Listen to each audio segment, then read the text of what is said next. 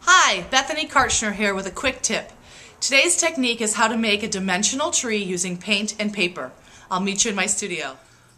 I love it when an experiment turns out better than you've been thinking, and this is one such experiment. I'm going to show you today how to make this Christmas tree, and it's very, very simple. What you need is Texture Thick by Deco Art, a piece of, and you can find this at Hobby Lobby, Joann's, Michael's, your basic craft store.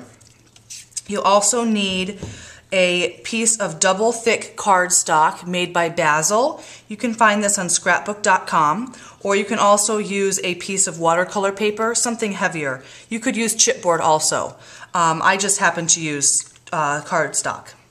You'll also need a paintbrush, and to do these cool ornaments, you're going to need brads. And the brads that I used are these Holly Jolly ones by My Mind's Eye. You can see I used all the little ones right there.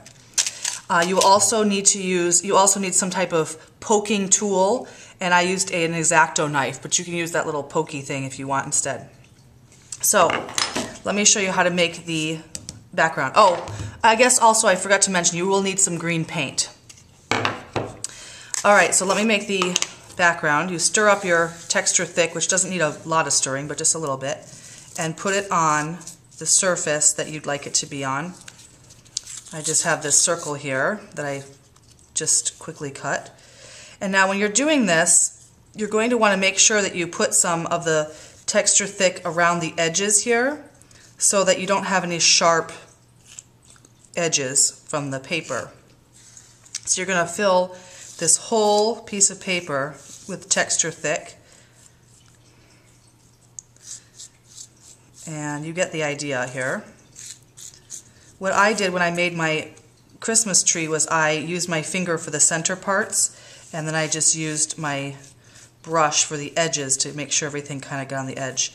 The reason why you want to put it on a little bit over the edge is because it makes it look like a tree better, or more like a tree, because you know trees have leaves that kind of stick off. It's not all exactly circular or exactly triangular if you're making a Christmas tree. Okay, so you get the idea here, and almost done. There we go. Okay, so that is my Christmas, or not my Christmas tree. This is my tree right here.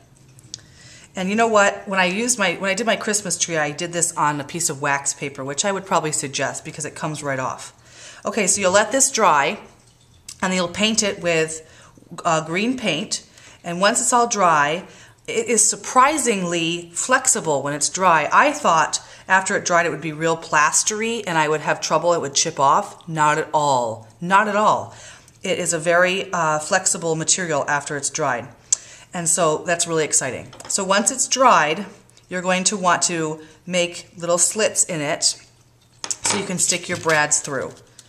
And that's it. That is the whole technique. So I hope you enjoyed this video and have a great day.